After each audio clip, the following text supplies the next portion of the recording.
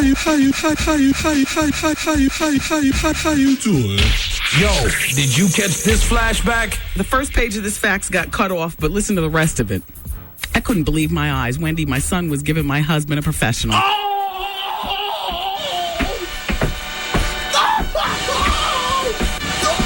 Stab! Ladies! Can't get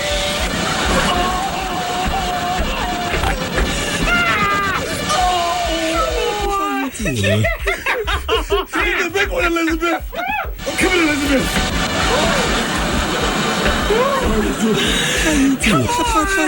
How you doing? I'm gay, I'm a homo, I like guys. I'm gay, I'm a homo, I like guys. I'm gay, I'm a homo, I like guys. I'm going home. I've had it. It's a day, it's a whole lot. Yo, well, we were on, sorry everybody, I was on the telephone. I needed a stall, so Dave was playing a rewind of the show. That's one of my favorites though. So I'm asleep on vacation. All right, I passed out, it's vacation, you have your brown juice all day. And I awakened by the TV still playing, and I'll be damned if it wasn't right in the middle of that movie where he says, what do you want me to say? I'm gay, I'm a homo, I like guys? And I was like, oh my gosh. Yeah. Because I never actually saw the movie. What movie was it that was on TV? I don't even remember. It was Kevin Kline's movie. Yeah. What do you want me to say? I'm gay, I'm a homo, I like guys. I was like, oh my gosh, the experience. Shout out to Toys in Garden City, and she says, Wendy, why are you telling Art to stop playing the drill? We got to keep it gangster. So what, we on TV today? Tell Art to proceed with the drill. Well, damn it. I wasn't able to concentrate. And the thing is that, and shout out to everybody listening to the radio show right now, but you realize that when the TV show comes on, a lot of those people who watch the TV show have no idea about the radio show, as I've learned. And so therefore they won't know what the drill is. So someplace when in my wraparounds, you know what the wraparounds are? That's when I'm standing out in the streets in New York and I'm introducing, what you're about to say. I'm going to have to tell the TV audience what the hell the drill is, just so we can proceed from there. And this is how persnickety Art is. Because you know what, Art? We don't need the drill if the teeth are reasonably... like his teeth were okay. I know what you're talking about though, because I saw it. When he smiles real hard, like that back molar area, yeah. Yeah. And I don't want you getting on me because you are like, Art, why you ain't get him? I'm like, Okay, well, I'm glad you did, but I know he's driving right now, so I'm trying to act like, why'd you do that? In actuality, good work, Art. Ah, yes. Very nice. Sorry, Mr. Murphy. Oh, it's the weekend. I'm keeping this makeup on. I'm going to the Cherry Lounge uptown tonight and get my drink on. I feel like one big old piece of clay, though. I feel like my face is painted because Steve, the makeup artist, had to match my tan with the makeup. And now it's just, I feel like I have on one big mask. You did a nice job, though. Yeah, he did do a pretty good job. I hope it translates well on TV. You're about 4 shades darker. Yeah. But it's the tan. Yeah. You are dark. I like it.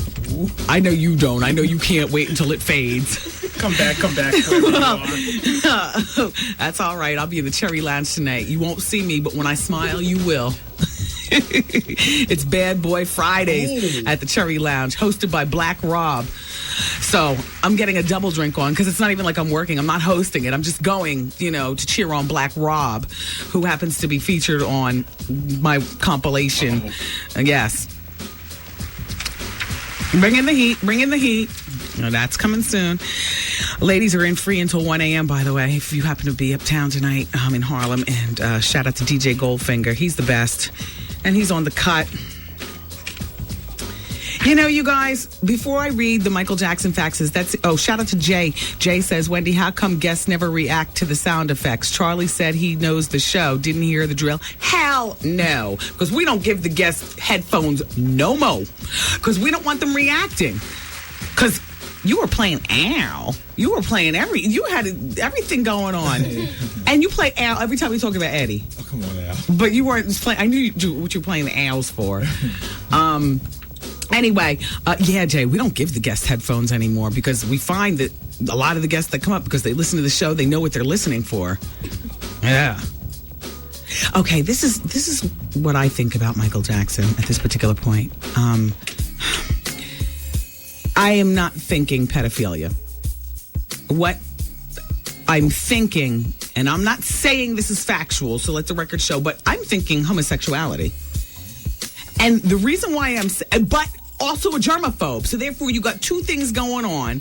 And how do you avoid the germs if you want to participate in a particular lifestyle? And one way to avoid them is to perhaps get them young before they've had a chance to get out there and participate with men or women in anything. You know what I mean? You understand what I'm saying, Arthur? Yes, I do. The VD book just did it for me. That introduced a whole nother side of Michael. And I know I didn't just discover the VD book last night. The news talked about that, a few weeks ago. But when I heard about the VD book, I'm like, oh, okay. This is a man who doesn't want genital warts, herpes, doesn't want some big mouth 32-year-old man, telling his story. You know how we are as adults, all jaded and ruthless. You get them innocent as puppies. So pedophilia, no. If I had to choose something, it would not be that at this particular point. Now, this person right here says, Wendy, Michael is a classic textbook pedophile. In my line of work, I've dealt with this issue, but with younger boys. Michael openly grooms these boys nice and slow, testing the boundaries to see how far they go. I know I was disgusted last night. This person also goes on to say, a lot of times child molesters are very picky. He may have not touched some of those kids. However, pedophiles choose kids who may be a bit shy or introverted. By the way, speaking of homosexuality, I had the story, ran out of time or whatever weeks ago, never talked to you about it. And I want to shout out to D in the Q Borough for reminding me about Tevin Campbell being arrested for trying to pick up a male prostitute cross-dresser. Did anybody hear anything about this? That was a while ago. Yeah, no, it was like, wasn't it like 2 months ago? But it happened years ago, too. He's not new to that. Oh, well, maybe this is the old story rehashed. Maybe. Oh. He's cute. Well. Oh, boy. Well, the cause is off the hook, and I know he's happy about that, but that lawsuit that she's going to launch against him personally, I'm sure is going to be a monster. She waited too late. I don't know. There's smoke, there's fire, and yada, yada, yada. I'm glad for Camille's sake that this is over. People that age don't need this drama. They don't need it. It's not even cute to talk about. It makes me feel funny. Well, obviously, art can find something funny in everything, but it makes me feel funny to even talk about it, even though I know, what I'm thinking about what possibly happened with this girl. It's uncomfortable. It is very uncomfortable. Yeah.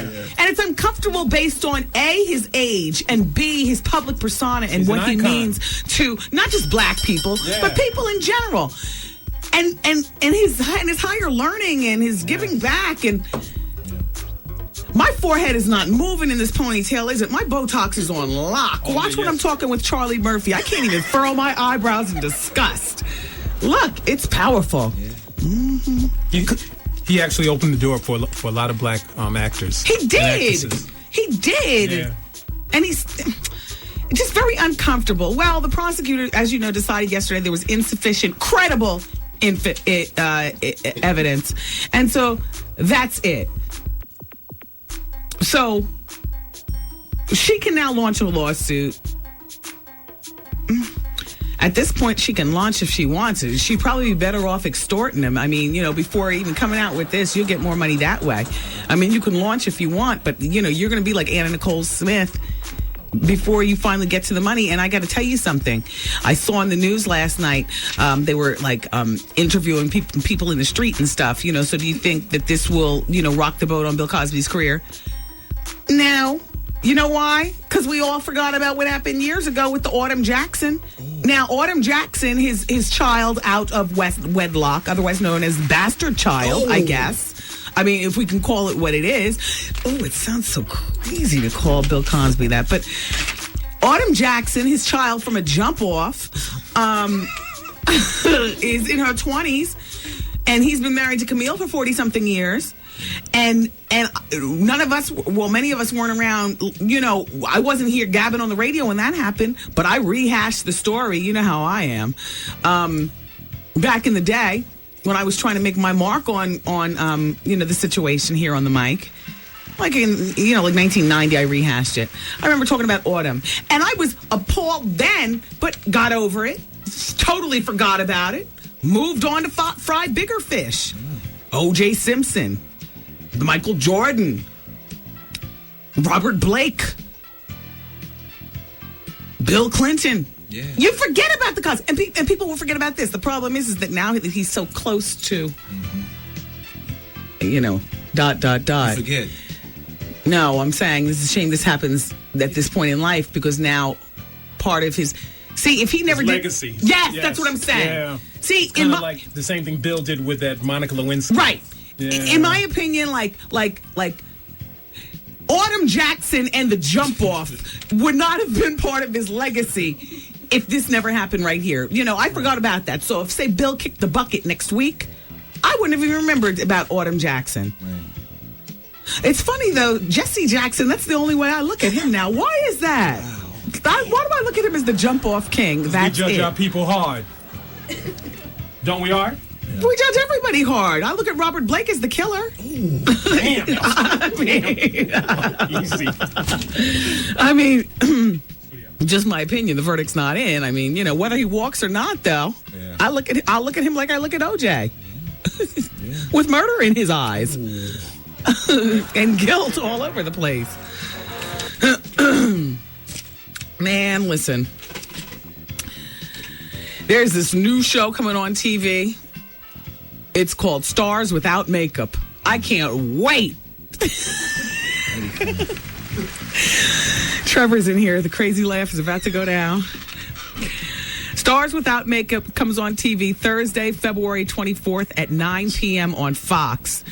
The stars are on the warpath about this show. They can't stand it. They're going to be pictures of the stars out in public with no damn makeup. They need to have another show I'll host it called Stars Snatched Bald.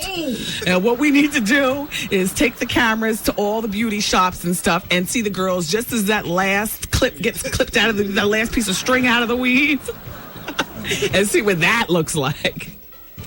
Because without makeup is one thing, but snatched bald is a whole nother. If I had a choice between makeup or hair, which one would I rather wear? Hair. I love my hair. And I'm not bald, but I got to tell you something.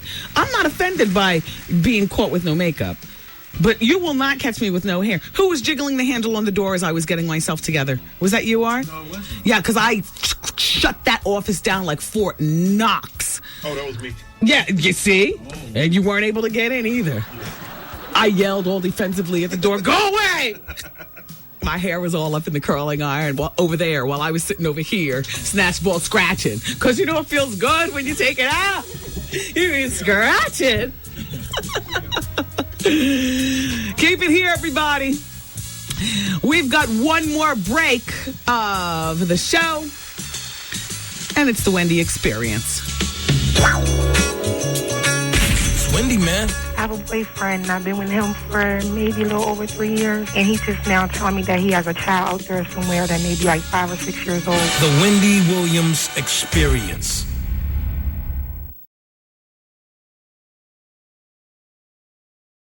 Wendy Williams! Microphone check, 1, 2, 1,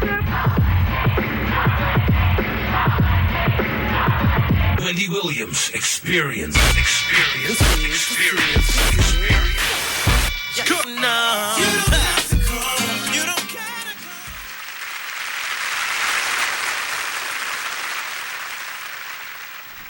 come. Oh, shoot. It's the Wendy Williams Experience, and this is how we do. I've already told you guys that I do a 5th hour of the radio show.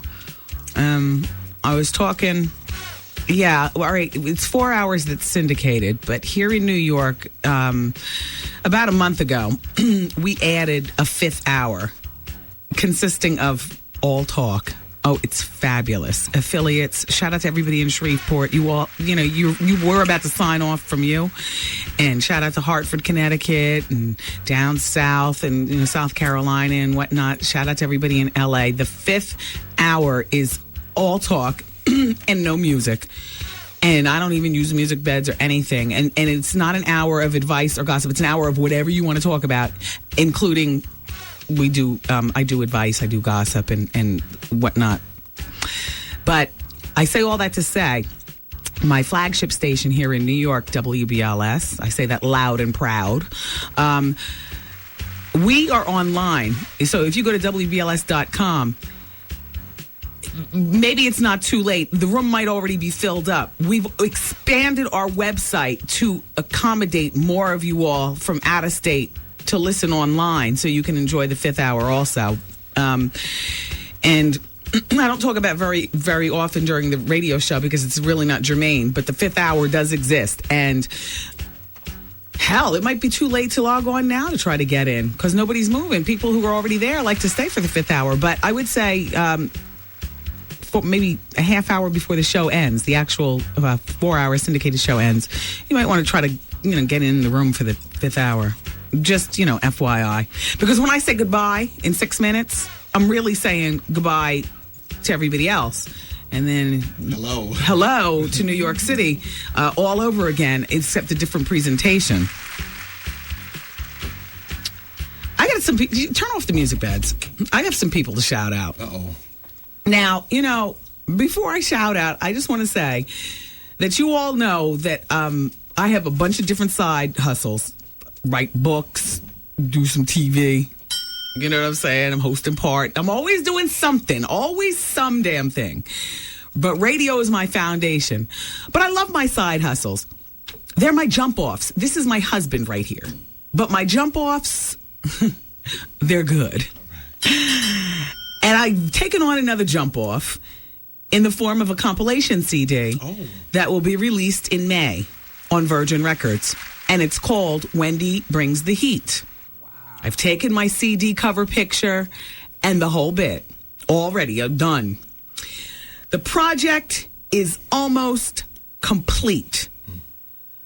But upon looking at the roster of what all I have going on, I'm feeling like I'm missing some stuff. And even though it's not my main work, it's my side work, I like to give my side jobs my all, like I give my radio my all,